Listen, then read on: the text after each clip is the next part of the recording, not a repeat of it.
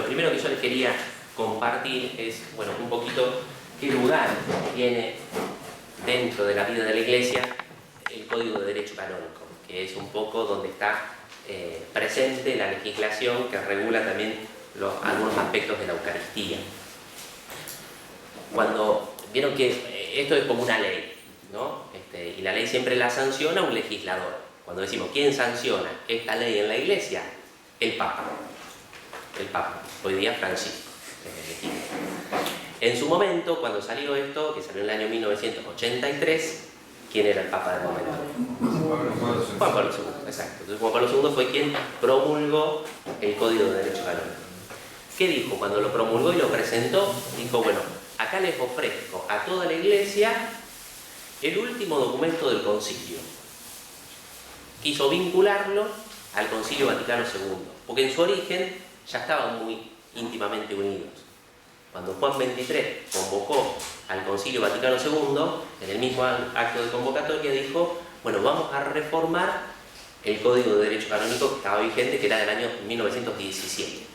Entonces ya en su génesis, la idea de tener un código y la idea de hacer un concilio salieron juntas. Entonces Juan Pablo II, un poquito retomando esta iniciativa de Juan XXIII, cuando lo presentó dijo, bueno, acá tenemos el último documento del concilio. Vieron que en la Iglesia los textos oficiales salen en latín, entonces después se traducen. Entonces, el concilio se tradujo al español, al francés, al alemán, al italiano. ¿Cómo decir? ¿Cuál sería la traducción del concilio al lenguaje jurídico? El Código de Derecho Canónico. Si está en plena sintonía con lo que dice el código, con lo que dice el concilio. ¿Y el concilio qué decía? Era una propuesta de ayornar la Iglesia. ¿Y cómo la ayornaba? ¿Cómo la adaptaba, podemos decir, al tiempo presente? Siendo fieles a los orígenes. El concilio fue una invitación a volver a la fuente, principalmente la Sagrada Escritura, que ahí escuchamos a un Dios que nos habla y que nos invita a poder descubrir su mensaje de salvación a fin de poder propagarlo. Entonces el concilio dijo, bueno, volvamos a la fuente, vamos a la Sagrada Escritura, vamos a la tradición de los padres de la Iglesia y ahí encontramos toda una riqueza, un acervo que nosotros tenemos espiritual que nos permite tener seguridad a la hora de decir, bueno, esto es esencial y no podemos cambiarlo, y esto sí, por ahí es más accidental y tenemos más margen como para poder adaptarlo y ayornarlo al tiempo presente. Entonces, el código lo que hace es regular aquellas cuestiones que no pueden cambiarse y dejar más margen para aquellas que pueden adaptarse al tiempo de hoy. En la segunda de las filminas ahí que tienen en el Power, yo les transcribo un canon que es largo, canon 897, en donde presenta la definición de Eucaristía. Esta definición, si bien podemos decir es técnica, canónica, tiene su raíz en esto que les decía antes, en el concilio y en la revelación, en la Sagrada Escritura. Y ahí es donde sale, podemos decir, esta definición canónica. ¿Hay alguien que quiera leer? ¿Alguno que pueda leerlo porque está chiquito? Yo puedo leer. Dale. El sacramento más augusto en el que se contiene, se ofrece y se recibe al mismo Cristo nuestro Señor es la Santísima Eucaristía, por la que la Iglesia vive y crece continuamente. El sacrificio eucarístico memorial de la muerte y resurrección del Señor, en el cual se perpetúa a lo largo de los siglos el sacrificio de los siglos, el sacrificio de la cruz, es el culmen y la fuente de todo el culto y de toda la vida cristiana, por el que se significa y realiza la unidad del pueblo de Dios, y se lleva a término la edificación del cuerpo de Cristo. Así pues, los demás sacramentos y todas las obras eclesiásticas de apostolado se unen estrechamente a la Santísima Eucaristía y a ella se ordenan. Fíjense, ¿no? Una definición muy larga, muy rica, ¿no es cierto? Continúa un poquito más. No, porque hay una explicación. Y después, no hay claro, explicación que hiciste. como es tan larga, vamos a ir como desmenuzando y sacándole un poquito de jugo. Esto tiene base en El concilio. El canon 897. Y el concilio de alguna manera se apoya en lo que es la revelación, ¿no? La Sagrada Escritura y la tradición de la Iglesia.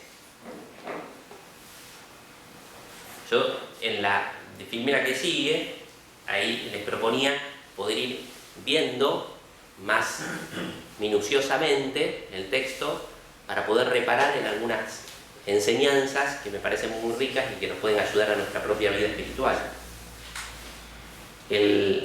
La primera de las oraciones nos dice, bueno, que es el sacramento más augusto, ¿no? Como el más importante de todos los sacramentos. ¿Y por qué es el más importante de todos los sacramentos? Porque ahí se contiene, dice, se ofrece y se recibe. 3 verbos ahí les marco, ¿no? Fíjense, ahí se contiene en cuanto que Cristo está presente. Contiene a Cristo, podemos decir. ¿Dónde encontramos a Jesús? Lo encontramos en la Eucaristía. Entonces ahí la teología habla del sacramento presencia. Es decir, Jesús está presente verdaderamente, sustancialmente, en la Eucaristía. Yo quiero encontrarme con Dios, quiero ir a verlo, voy y hago una visita al Santísimo Sacramento. Porque ahí de verdad, realmente, sustancialmente, está el mismo Cristo. Se contiene allí a Jesús. Al mismo tiempo se ofrece. Y acá está la categoría de sacramento-sacrificio, ¿no? Porque es Jesús quien se ofrece al Padre. Y acá en esto de sacrificio hay que purificar un poquito el concepto. Cuando hablamos de sacrificio, hablamos de sacrificio bíblico. Vieron que uno a qué asocia la idea de sacrificio.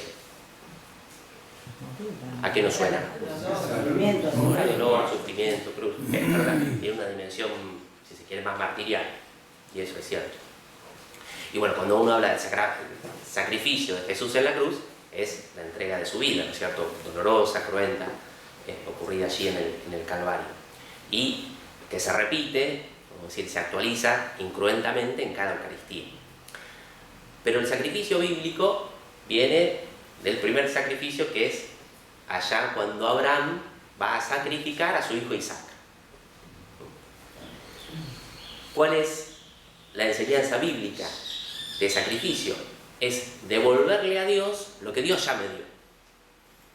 Porque Abraham mata a Isaac, no lo sacrifica. Pero sin embargo hablamos del sacrificio de Isaac. Si no lo mató, no hubo sangre, no corrió sangre. ¿Por qué? Pero sí, Abraham ofrece en sacrificio a su hijo en tanto cuanto que le devuelve a Dios, podemos decir, lo que Dios ya le dio. Porque Isaac era un don que Dios le había dado a Abraham. Y lo mismo pasa en la Eucaristía.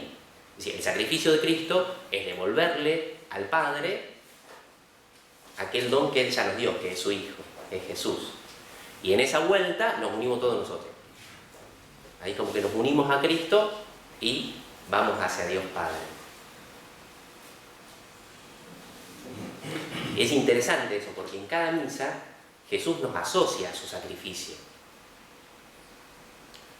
No sé si alguna vez les ha ocurrido, a lo mejor en el ámbito laboral o a lo mejor en el movimiento y demás. ¿Vieron cuando alguien cumple años y le hacen un regalo? A lo mejor el regalo lo compra uno y hace una tarjetita. Y después pasa esa tarjetita de mano en mano para que cada uno firme. Y a lo mejor uno firma y pone, sí, feliz cumpleaños, pero quizá uno no fue a comprar el regalo, a veces ni sabe de qué es lo que le van a regalar, pasa a veces en el ámbito laboral, ¿no? Bueno, pero uno firmó y pone la tarjetita y se lo entregan a alguien. En la Eucaristía pasa algo parecido, es decir, como quien paga el regalo es Jesús, ¿no? Pero después como que pasa su tarjetita para que cada uno pongamos nuestra firma, nuestro nombre, y cuando el Padre lo reciba, ese obsequio, lea también nuestro nombre, ¿no? Entonces así nos asociamos al sacrificio de Jesús, ¿no? Y le devolvemos al Padre lo que Él nos dio, el mismo Jesús. Y por último, la tercera dimensión es se recibe al mismo Cristo. Y ahí hablamos del sacramento comunión. Propiamente, en la comunión eucarística, cuando me acerco a comulgar, ahí recibo al mismo Cristo. Y ahí San Agustín dice algo maravilloso. Vieron que con los alimentos Uno come, qué sé yo, una hamburguesa y uno transforma ese alimento en uno mismo, porque uno después le saca las proteínas, qué sé yo, y eso va como incorporando a nuestro organismo. Con la Eucaristía pasa al revés. Es decir, cuando comemos el alimento, en vez de transformar el alimento en nosotros nos transformamos en el alimento que recibimos. Nos vamos cristificando, nos vamos eucaristizando, podemos decir, ¿no? Al comulgar a Jesús, al vivir esta dimensión de sacramento comunión, nos vamos haciendo otros Cristos.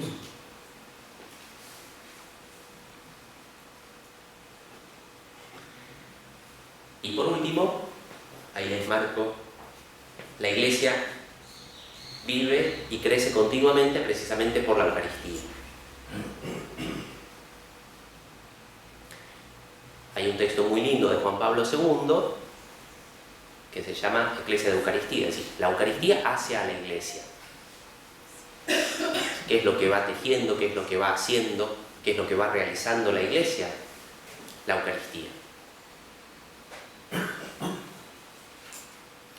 ¿Qué es lo que va haciendo la Iglesia doméstica, que es la familia? La Eucaristía. ¿Qué es lo que va haciendo cada una de nuestras comunidades? La Eucaristía. ¿Qué es lo que va haciendo al movimiento? La Eucaristía.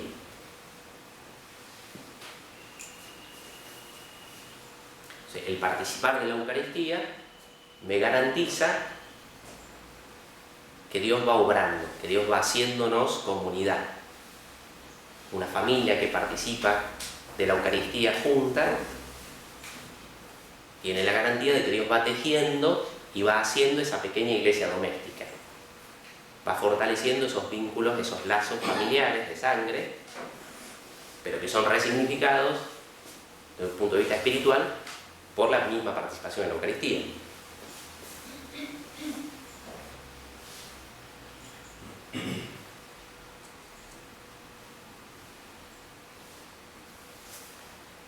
Del segundo párrafo, la segunda oración, ¿no?, del canon, que es bastante largo, yo quisiera reparar en dos cuestiones. Hay algunas ideas que se van repitiendo, las que ya recién mencionábamos, pero esta de que la Eucaristía es culmen y fuente de todo culto y de toda vida cristiana. Una expresión propiamente del concilio, ¿no? La Eucaristía es como la cumbre a la cual todo tiende, como lo más elevado que tenemos nosotros dentro de nuestra fe, y al mismo tiempo es la fuente. Y ahí brota todo. De la Eucaristía debe brotar nuestra vida espiritual, de la Eucaristía debe brotar nuestro amor al prójimo, de la Eucaristía debe brotar nuestro apostolado, de la Eucaristía debe brotar nuestro deseo de conversión. Cada una de las cosas que nosotros vamos proyectando, incluso pastoralmente, apostólicamente, como movimiento, todo debe brotar precisamente de la Eucaristía. Es una fuente inagotable. Y al mismo tiempo es la culmen, ¿no? Como que todo debe apuntar precisamente a la participación eucarística.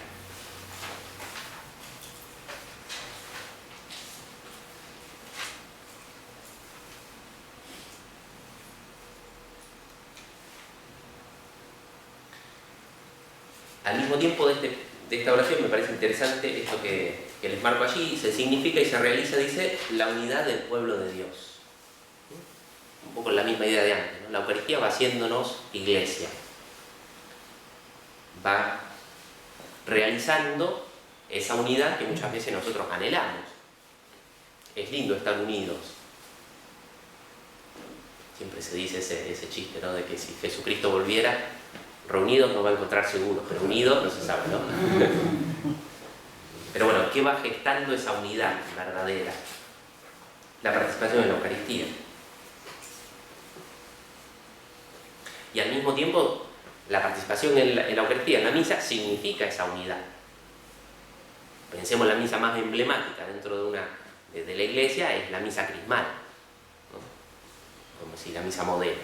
Está el obispo, está el presbiterio, están los diáconos, está la vida consagrada, están las religiosas, están los laicos, estamos todos como pueblo de Dios celebrando.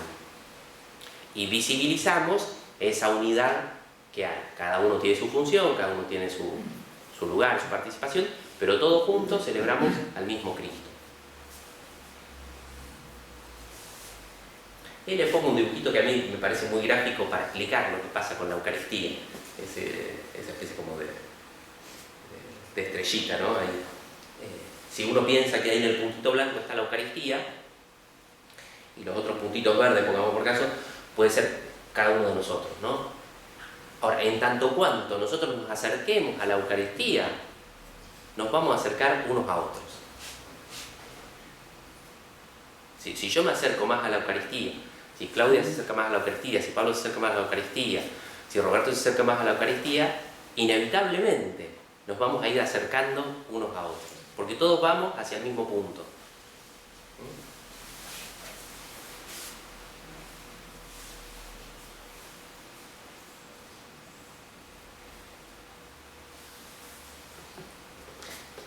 Y el canon termina diciendo que todos los demás sacramentos, ¿cuáles son los sacramentos que nos quedan si uno saca la Eucaristía?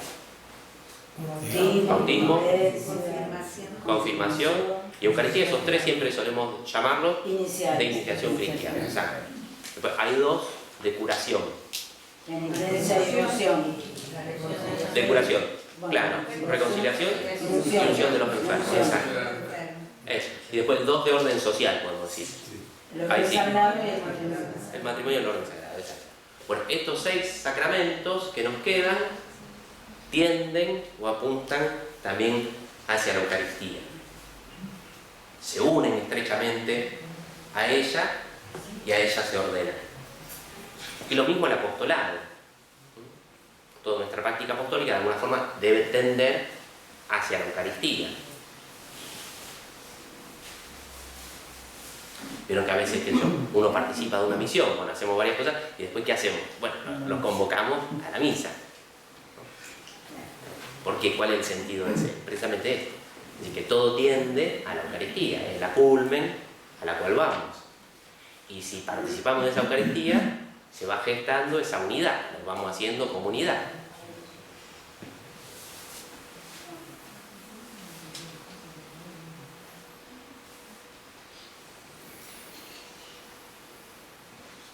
Así que eso es podemos decir, la definición que presenta el código sobre la Eucaristía.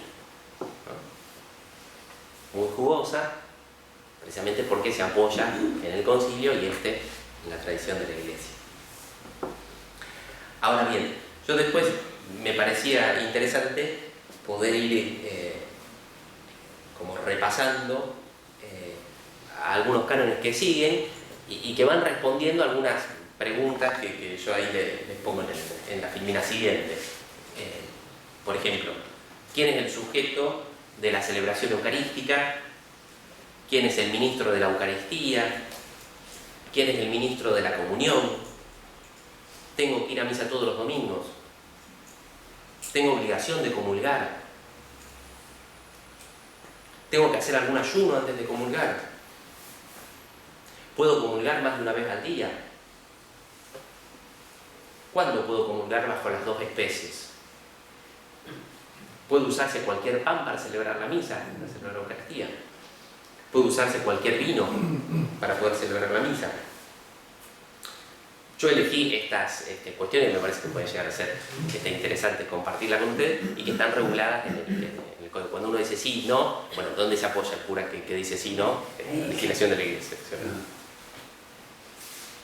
Así que si les parece, vamos comentando estas cuestiones. La primera, ahí está en la primera siguiente. ¿Quién es el sujeto de la celebración eucarística? Ahí en el canon 899 expresamente dice que es la asamblea, es decir, todo el pueblo de Dios reunido en unidad, quien celebra la Eucaristía. Miren que a veces solemos utilizar la expresión, bueno, el Padre va a celebrar. Y está muy bien, porque el Padre debe celebrar la misa. Pero todos debemos celebrar la misa. Y de hecho todos la celebramos. El Padre presidirá la persona de Cristo. Pero todos celebramos. Entonces a veces es lindo poder tomar conciencia de que tenemos un rol muy protagónico dentro de la celebración eucarística. mucho más activo. No es que uno va, bueno, como quien va a ver un espectáculo y el padre es el que, en vez de actuar como si uno fuera al teatro, celebra la misa. No, es decir, tenemos que celebrar todos. El padre presidirá. Y presidiendo nos ayudará a celebrar mejor. Pero el sujeto de la celebración eucarística no es el sacerdote. Es todo el pueblo. Es la asamblea. Somos todos. Entonces esto nos ayuda a, cuando vamos a participar de la misa, descubrir que tenemos que ir a celebrar. Como quien va a celebrar un cumpleaños, como quien va a celebrar algo mucho más importante de la Eucaristía, pero bueno, tenemos que asumir también ese rol protagónico.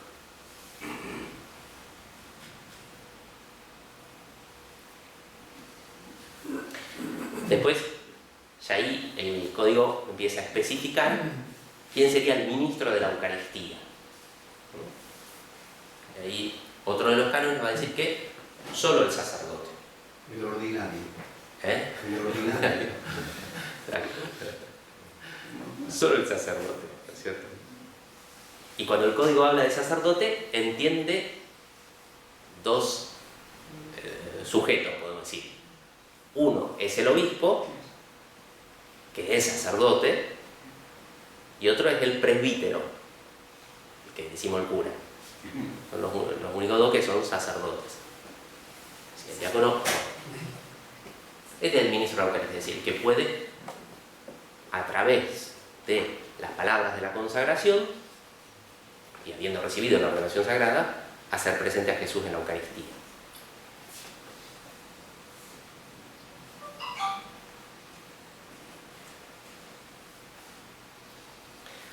Ahora sí, después el código va a decir quién es el ministro de la Sagrada Comunión.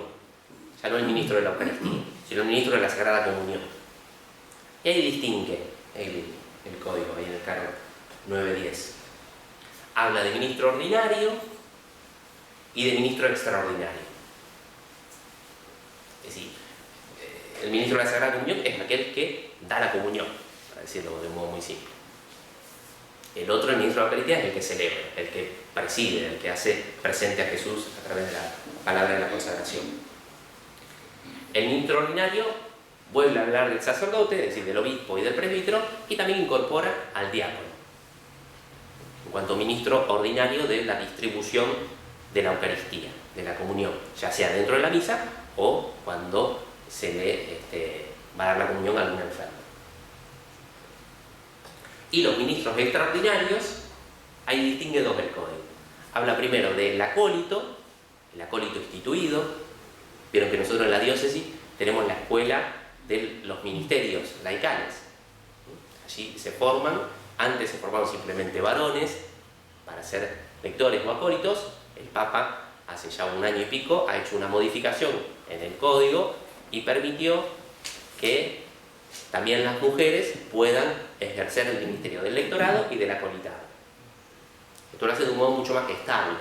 Son instituidas por el obispo para brindar ese servicio. Ese es el acólito. Y también habla de un fiel designado según otro canon, ¿no? Bueno, ese fiel designado es el que nosotros habitualmente asociamos cuando nos dice el ministro extraordinario de la Sagrada Comunión. Uno asocia precisamente o piensa en esta figura que presenta el código. Este fiel que es designado conforme el canon 230.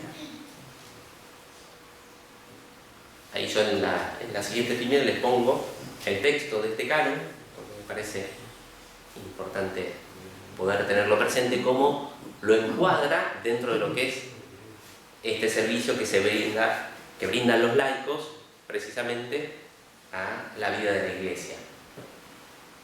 ¿Alguien quiere leer allí el texto? Lo leo yo si querés. Dale. Canon 230. Donde lo aconseje la necesidad de la Iglesia y no haya ministros, pueden también los laicos, aunque no sean lectores ni acólitos, suplirles en algunas de sus funciones, es decir, ejercitar el ministerio de la palabra, presidir las oraciones litúrgicas, administrar el bautismo y dar la Sagrada Comunión según las prescripciones del derecho. Exacto, ¿no? Ahí los laicos pueden brindar este valioso servicio conforme la necesidad que haya en la vida de la iglesia, y cuando no haya ministros, para poder dar la comunión. Eso es lo que uno les marco acá, que tendría el ribete más eucarístico, ¿no? También pueden colaborar en el ministerio de la palabra, presidir alguna oración litúrgica, incluso administrar el bautismo en algunas situaciones.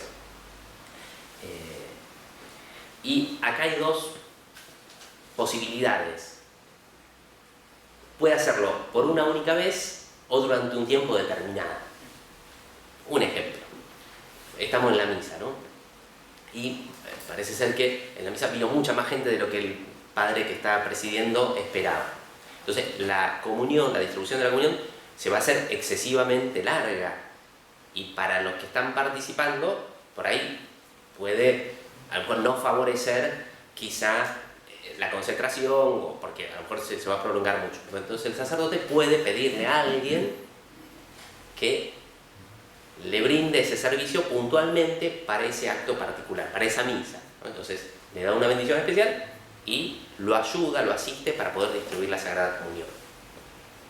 Pero puede ocurrir, como ocurre en nuestro movimiento, que hay algunos laicos que brindan este servicio de un modo más estable en el tiempo. Entonces, a lo mejor habitualmente en nuestra diócesis, por 2 años o por 3 años, hay algún laico que es instituido ministro extraordinario de la Sagrada Comunión y brinda ese servicio durante ese tiempo. Ambas figuras estarían como contempladas y reguladas en el código en este canon que recién leíamos.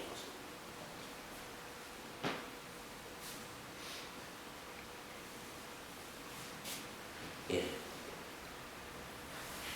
Con respecto al tema del precepto, allí el canon 1247 nos habla y nos responde si tenemos que ir a misa todos los domingos o qué días tenemos que ir, tenemos obligación de ir a misa. Fíjense, el texto del canon está allí transcrito también. Si alguien quiere leerlo.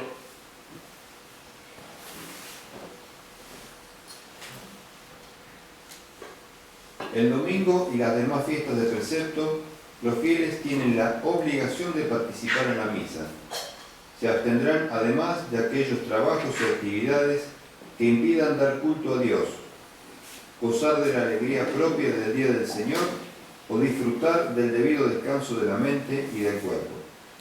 Entonces estamos... Sí. Una pregunta pero del anterior. Sí. Me mató esto.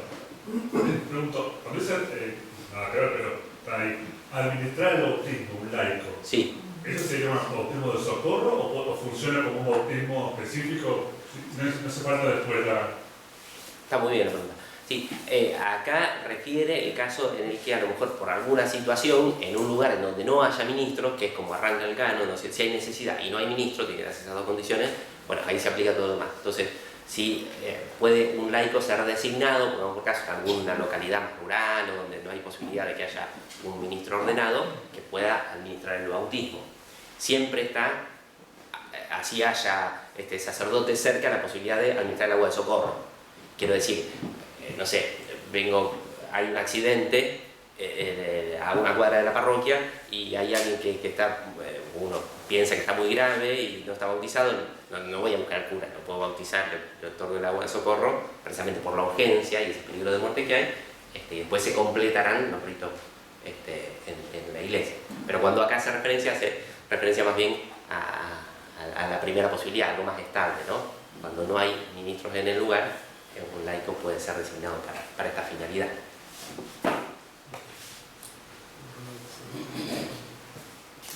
Y con respecto al tema entonces del precepto, estamos invitados a poder participar en las misas y los demás días de precepto. Precisamente yo ahí les marco de tratar de propiciar todo aquello que nos permita gozar de la alegría propia del día del Señor. Es decir, el domingo tiene que ser un día de fiesta. Sí. Y participar precisamente en la alegría que tiene Dios de ofrecernos nuevamente a su Hijo y de recibirnos en esa devolución que hacemos en cuanto a sacrificio de Jesús al Padre. Esa alegría es la que nosotros como creyentes estamos invitados a contagiar, a poder irradiar, es lo que le da, podemos decir, más también eficacia a toda la labor misionera. Pero que el Papa Francisco el tema de la alegría lo tiene muy presente, ¿no? Muchos documentos incluso llevan ese título. La alegría del Evangelio, la alegría de la familia, el tema de la santidad, ¿no? Alegrense y gocen. Bueno, toda esta dimensión más de felicidad, de alegría, de gozo, que tiene precisamente el domingo, la celebración eucarística, estamos llamadas a vivir.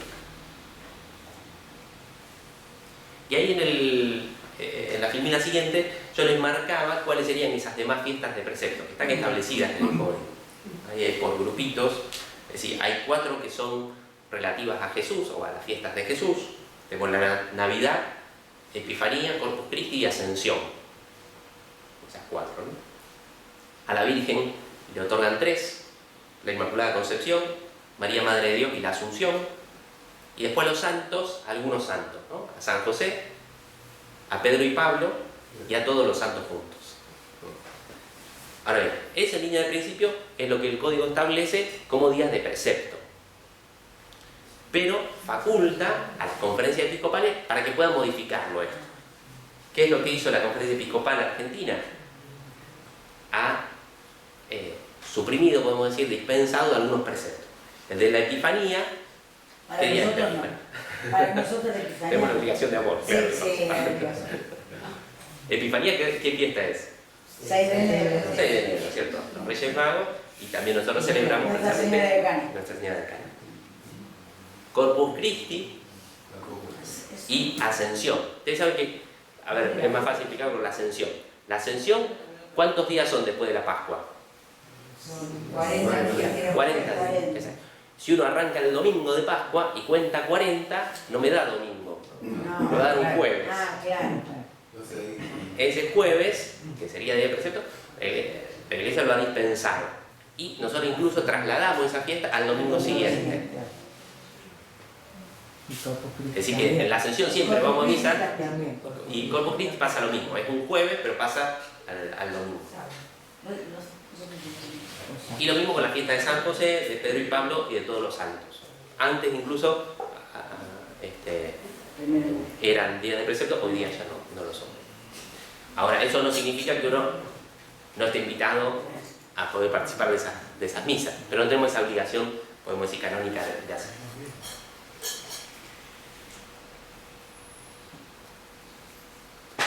Otra de las preguntas que yo les proponía allí es si tenemos obligación de comulgar o no.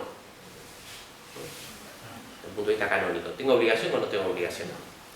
Dice el canon 920, en el párrafo primero, que todo fiel, cuando habla de fiel es bautizado, ¿no? Todo bautizado, todo fiel, después de la primera comunión, está obligado a comulgar por lo menos una vez al año.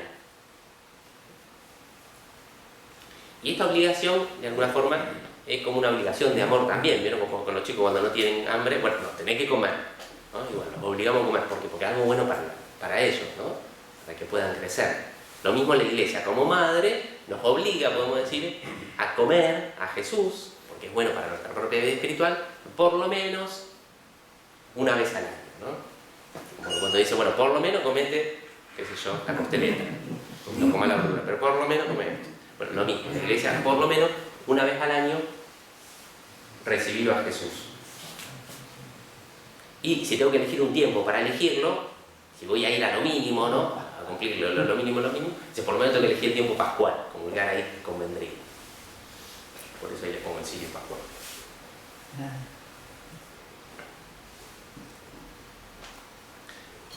Ahora bien, voy a comulgar. ¿Tengo que cumplir con algún ayuno previo? Ahí les pongo 2 parágrafos del canon 919 que podemos leerlo. Si alguno se anima. Quien vaya a recibir la Santísima Eucaristía ha de abstenerse de tomar cualquier alimento y bebida al menos desde 1 hora antes de la Sagrada Comunión, a excepción solo del agua y de las medicinas. Las personas de edad avanzada o enfermas y asimismo quienes las cuidan pueden recibir la Santísima Eucaristía aunque hayan tomado algo en la hora inmediatamente anterior. Entonces, lo primero que nos dice es que antes de recibir a Jesús Eucaristía, no antes de empezar la misa, sino que podemos decir el relojito empieza a correr a la hora de comulgar propiamente dicho, por lo menos una hora antes, dice al menos una hora antes, abstenernos de recibir alimentos como para prepararnos también a recibir a Jesús Eucaristía, ¿no? Está en la excepción del sentido común, ¿no es cierto?, del agua para hidratarnos y de cualquier medicina, y a veces, y a lo mejor por prescripción médica uno debe comer algún alimento, entra dentro del rubro de las medicinas, podemos decir, come tranquilo. Ahora, las personas de edad avanzada, sin que tengan ningún problema de salud, ¿Cuál sería la edad avanzada? Roberto, vos estás en eso. No dice nada acá. o una persona que esté pasando por una enfermedad, cualquiera sea esta, cualquier enfermedad. Y fíjense qué interesante, ¿no? Incluso quien cuida a alguien de edad avanzada o a una persona enferma. Así esta persona que cuida sea muy saludable, que sea jovencito y todo. Igual, ¿no es cierto? Se aplica esta dispensa. En cuanto que puede tomar algo, comer algo antes de recibir a Jesús Eucaristía. Ahora se entiende desde el punto de vista moral, ¿no? Así no tengo que estar con el cronómetro ahí. Espere que me falta un minuto de comulgo hurto. Es una forma de prepararnos espiritualmente para recibir a Jesús Eucaristía.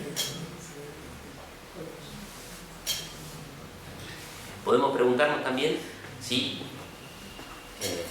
podemos comulgar más de una vez al día, que a veces puede ocurrir. Quizá uno a lo mejor participó de una misa por un evento familiar el domingo de la mañana, pongamos por caso, o lo que sea, o en la parroquia, y después quiero participar en la misa del movimiento, bueno, puedo comulgar de nuevo, o no.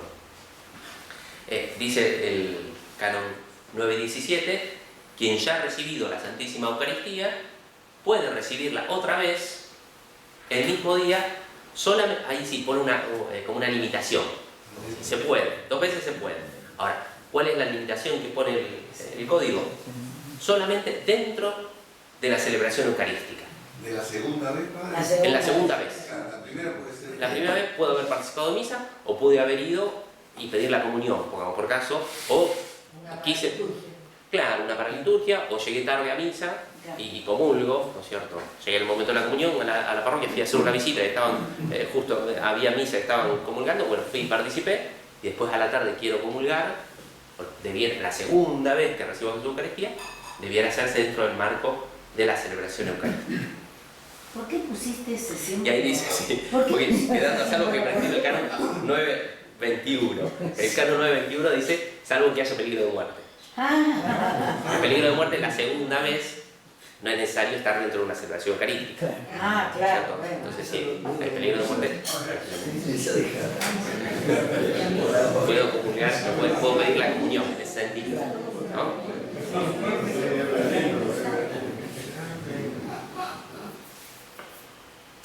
Que a veces el código tiene eso, no sé si alguno ha leído esa literatura de elige tu propia aventura. Sí. ¿Conocen? Pero que uno va leyendo el cuento y después al final dice, o si usted que yo elige tal cosa, vaya a tal página o siga a tal otra, y tenés que ir como yendo y viniendo para poder seguir un poco la historia que va armando, en definitiva. Bueno, el código tiene mucho de eso, en tanto cuanto que un canon te refiere al otro, entonces tenés que ir a leerlo y después a la vez se te refiere a otro, entonces va como un poco llevándote de un lado a otro. Bien. Otra de las preguntas que me parece puede llegar a ser interesante es si podemos comulgar bajo las 2 especies. Vieron que nosotros tenemos la especie del pan consagrada y la especie del vino. ¿Qué es lo que dice el canon 9.25? ¿Quiere leerlo alguno? Administrese la Sagrada Comunión bajo la sola especie del pan o de acuerdo con las leyes litúrgicas, bajo las 2 especies, en caso de necesidad, también bajo la sola especie del vino. Exacto. Cristo está todo entero en cada una de las especies consagradas y en cada parte de ellas. Exacto, ¿no? Es como un comentario que podemos hacer. El código dice: recíbase bajo la sola especie del pan, que es como habitualmente nosotros comulgamos, ¿no? Recibimos la hostia consagrada, ya sea en la boca o en la mano, y comulgamos a todo Jesús que está presente totalmente en cada una de las especies eucarísticas y en cada una de las partes. Vieron que a veces ocurre que quizá hay pocas hostias y hay muchos fieles, entonces el Padre empieza como a cortar las hostias, ¿no? Y me dieron un pedacito chiquitito. No es que recibo a menos Jesús, sino recibo todo Cristo. Santo Tomás de Aquino usa una imagen que me parece muy gráfica, ¿no? La imagen del espejo. Pero cuando uno se mira en el espejo, ¿cuántos reflejos míos encuentro en el espejo? Uno, exacto. Pero yo tomo ese espejo y lo tiro al piso y se rompen, ¿no es cierto?, en distintos pedazos y se separan. Cuando yo mire, en cada uno de esos pedacitos que está separado, voy a ver también un rostro. De alguna forma, dice, en la Eucaristía pasa algo parecido. Es decir, como que Jesús está contenido en un solo Cristo en toda la Eucaristía, pero si lo vamos cortando, es decir, es un solo Cristo en cada una de las partecitas, ¿no? Por eso la delicadeza para purificar, por eso de alguna manera cuando uno comulga en la mano, también a veces es conveniente ver que no quede ninguna partícula y poder consumirla también.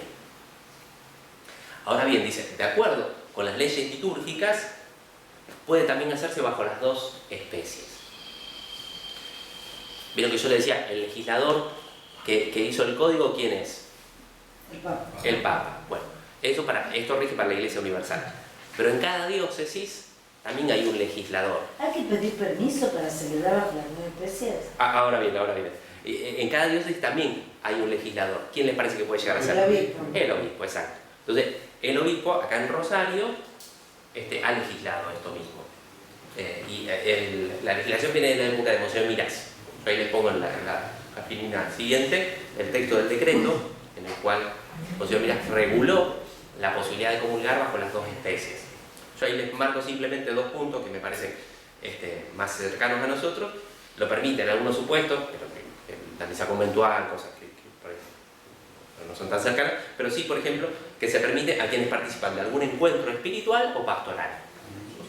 Vieron que habitualmente, cuando en Álvarez hacemos los retiros, yo suelo distribuir la comunión bajo las dos especies. Ahí se puede, ¿no es cierto? Está contemplada la posibilidad de poder hacerlo. Y dice, siempre se realiza por intinción, es decir, tomando el pan, mojándolo, ¿no es cierto?, en el vino y ofreciendo esa Eucaristía que, por la forma en la cual se está distribuyendo, debe recibirse en la boca, ¿no? Bien. En los matrimonios también, en los casamientos. También la misa esponsal, eso es ya de legislación universal. Sí, puede. En la primera comunión, por caso, actualmente la primera comunión se recibe. Está cambiando, padre, porque me acuerdo, nosotros con el Padre García siempre, en todas las misas, teníamos oradores. Claro. El Padre García se basaba en la flor de liturgia renovada y eso no estaba autorizado. Por eso yo te pregunté si había que pedir permiso, porque me parece que él había pedido permiso. Claro, puede ser que haya pedido algún permiso. Sí. De acuerdo a las circunstancias pudiera hacerse si no se va a prolongar mucho la celebración, pues siempre requiere más tiempo, ¿no es cierto? Y ahí se hacía con 3 ministros, 3 cáliz, claro. Sí. Este decreto que les pongo es de la época de Monseñor Mirás, creo que es del año 2001. Pero es la última regulación que es la que está vigente. Habría que a lo mejor estudiar si previamente había alguna otra. A ver qué.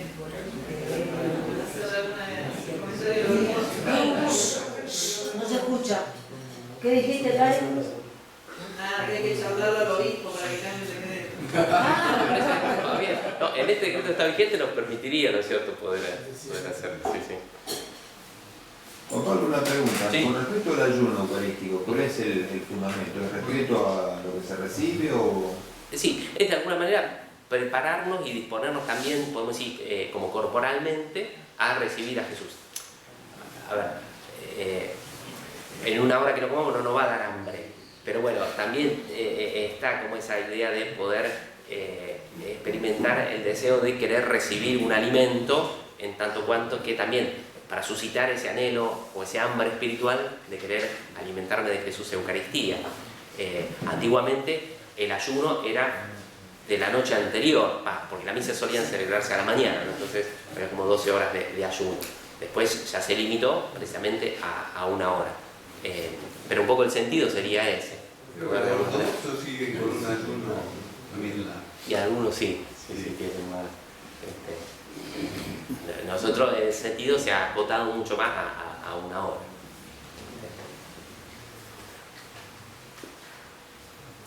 Y las últimas 2 preguntitas, una que me parece, bueno, si podemos usar cualquier pan para la celebración de la Eucaristía, y ahí el código es muy preciso. ¿Por qué? Porque para la validez de los sacramentos se requiere la materia y la forma. Entonces la materia es importante, no alterar la materia, porque nos da seguridad de que después Jesús se va a hacer presente. La forma serían las palabras de la consagración, pero la materia es la hostia que traemos. Entonces, ¿esa hostia cómo debe estar hecha? Dice, el pan debe ser exclusivamente de trigo y hecho recientemente, de manera que no haya ningún peligro de corrupción. Es decir, debe ser de trigo. El trigo tiene ahí un componente que es el gluten, que es como algo esencial del trigo, y a veces puede reducirse la cantidad de gluten, y esto es lo que ocurre con las hostias para celíacos. No sé si alguna vez escucharon hablar de ello. Es decir, le reducen la cantidad de gluten, pero sin alterar la sustancia, ¿no es cierto? Sí, que tenga gluten, precisamente el que se requiere para la panificación. Y al mismo tiempo no se puede añadir nada extraño, ¿no? Levadura. Pongamos por caso levadura, sí, y de hecho nosotros usamos otro de los cánones, el canon 926 dice, se debe utilizar en la Iglesia Latina pan ácimo, ¿sí? Pan sin levadura. O sea, se podría usar también un pedazo de pan ácimo, pero no que sea una hostia. Claro, es decir, si fuera pan ácimo y que no tenga, podemos decir, la hostia finita, cierta redondita, blanquita que nosotros habitualmente tenemos, si cumple con esos requisitos, pudiera utilizarse. En un encuentro hicimos pan en las comunidades, cada comunidad hacía el pan y después vamos a ese pan.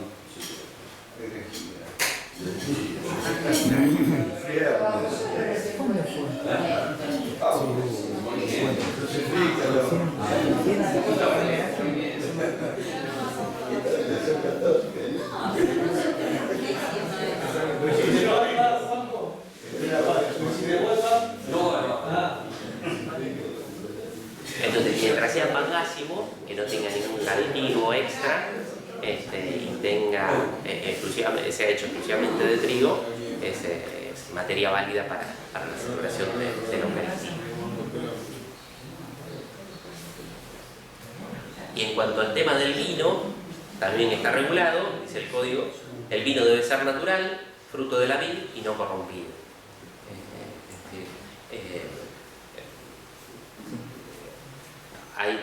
Nosotros cuando compramos el vino, hay uno que es apto para misa, precisamente porque nos da esa garantía de que es un vino natural. No se le ha agregado ningún componente químico que a lo mejor propicie que la fermentación del jugo de uva, que es como se hace el vino, o lo frene, no, sino que debe ser ese fruto de la vid, ¿no es cierto?, natural. Y dentro de la misa también establece el código que se mezcle un poquitito de agua. Vieron que cuando preparamos el cáliz ponemos vino y ponemos una gotita de agua, porque dice que en la época de Jesús también estaba esta costumbre, ¿no?, como de atemperar. Se decía, se temperaba el vino con un poquito de agua, la costumbre de Palestina. Así que se entiende que quizá en la última cena Jesús también lo hubiera hecho, y nosotros lo hacemos en cada Eucaristía con todo el contenido litúrgico simbólico que tiene eso, ¿no?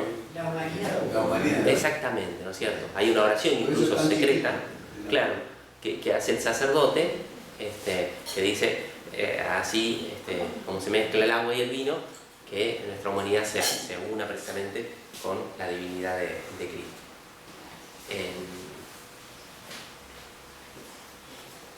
Y esa sería la última de las preguntas que me parecía que pudieran llegar a ser interesantes para compartir. Les pongo, para culminar, un texto del Papa Francisco en el Ángelus que él hace, que hizo el año pasado con motivo de la solemnidad del Corpus Christi, que si alguno quiere leerlo, creo que nos puede ayudar. Esta es la última de las diapositivas. Hoy encontramos la grandeza de Dios en un trozo de pan, en una fragilidad que desborda de amor y desborda de compartir. Fragilidad es precisamente la palabra que me gustaría subrayar. Jesús se hace frágil como el pan que se rompe y se desgasta, pero precisamente ahí radica su fuerza, en su fragilidad. En la Eucaristía la fragilidad es fuerza. Fuerza del amor que se hace pequeño para ser acogido y no temido. Fuerza del amor que se parte y se divide para alimentar y dar vida. Fuerza del amor que se fragmenta para reunirnos a todos nosotros en la unidad. Fíjense qué interesante, ¿no? Como el Papa pone o toca esta fibra tan íntima de la Eucaristía, en donde se evidencia, ¿no?, esa fragilidad, esa pequeñez, podemos decir, de los signos eucarísticos, un poquito de pan, un poquito de vino, pero como en esa fragilidad desborda el gran amor que Dios tiene por nosotros, ¿no? Ha elegido esos signos para hacerse presente con toda la fuerza que posee precisamente esa significación. Así que bueno, creo que esto nos puede de alguna manera ayudar a acrecentar, ¿no?, nuestra devoción a la Eucaristía, poder descubrir que todo lo que también la Iglesia regula en estos aspectos es para darnos seguridad de que ahí está el mismo Cristo y aprovechar esa presencia, dejar que esa presencia transforme nuestra vida, nos haga comunidad, nos haga iglesia, y a partir de allí que nos impulse misioneramente a convocar a otros a que puedan también alimentarse de este pan que nos da fuerza, que nos hace iglesia y que bueno, es el signo más claro del amor de Dios por nosotros. Vieron que el amor exige presencia, ¿no? En la familia, cuando uno ama a la otra persona, quiere que la otra persona esté presente, no es lo mismo que esté o que no esté, ¿no? Bueno, Dios que nos ama también como que sigue esta lógica, ¿no? Se hace presente, está presente en la Eucaristía para poder estar junto a nosotros, a nuestro lado, y también quiere que nosotros estemos presentes totalmente, que podamos, cuando estamos presentes en la misa, estemos plenamente, ¿no? No solo de cuerpo presente, como quien dice, sino todo, ¿no? Con todo el corazón, con toda nuestra mente, para poder de alguna forma vivir esta alegría de poder celebrar a un Jesús que se hace pan para poder alimentar. Así que un poquito la propuesta de esta primera parte era